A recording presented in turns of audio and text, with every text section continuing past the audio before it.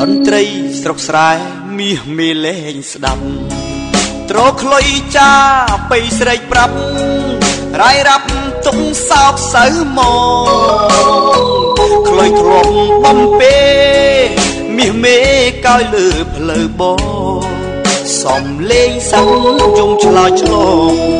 នួនអងភ្លេចអងហើយថ្លៃលេងរកហ៊ីបហបលប់អស់ស្មារតីខោអាវសែនស៊ីវិល័យចិនកាយខំផ្លាយពីមុន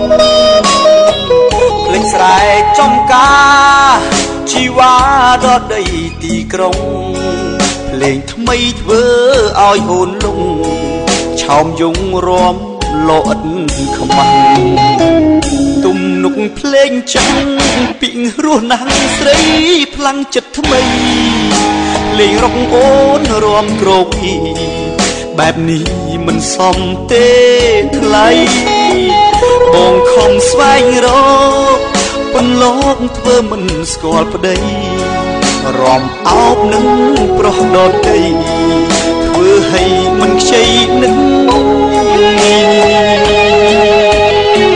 ខ្ញុំបានត្រឹមយំស្ដាយខ្លួនធ្វើខំពុកម៉ែសូមអនុគ្រោះចំពោះរូបកូននេះផងស្ដាយណាស់វេលាដែលឲ្យភរិយាទៅក្រុងបណ្ដោយឲ្យស្រីធ្លាក់ក្នុងជ្រោះអន់លងនរូអោជេ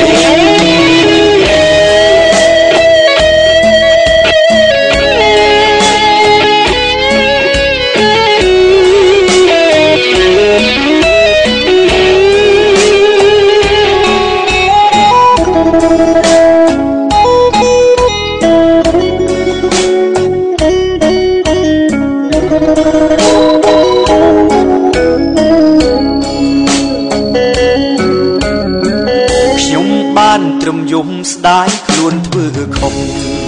ពុកម៉ែសូមអនុគ្រោះចំពោះរូបកូននេះផងស្ដាយណាស់វេលាដែលឲ្យភរិយាទៅក្រុងបណ្ដោយឲ្យស្រីធ្លាក់ក្នុងជ្រោះអន់លងន